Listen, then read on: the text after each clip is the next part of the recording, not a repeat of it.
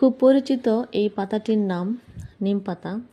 একটি গুরুত্বপূর্ণ ভেষজ উপাদান যা বিভিন্ন রোগ নিরাময়ে সহায়ক, তবে এর কিছু পার্শ্ব প্রতিক্রিয়াও রয়েছে।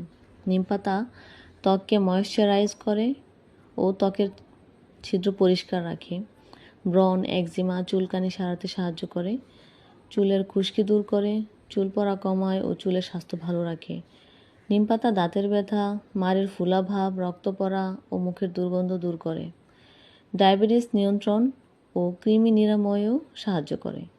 গর্ভাবস্থায় ও স্তন্যদানকালে নিম পাতা ব্যবহার করা উচিত নয়। এটি গর্ভপাতের কারণ হতে পারে বা ভ্রূণের ক্ষতি হতে পারে। শিশুদের জন্য নিম পাতা ব্যবহার করা উচিত নয়। এটি শিশুদের মধ্যে রে সিনড্রোম নামক রোগের কারণ হতে পারে।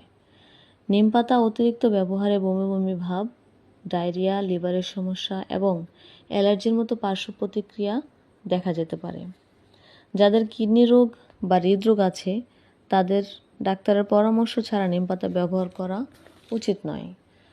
খালি পেটে নিম পাতার রস খেলে এটি সরাসরি শরীরের রক্তে কাজ করে এবং রক্তের দূষিত উপাদান দূর করে। ধন্যবাদ। আসসালামু আলাইকুম।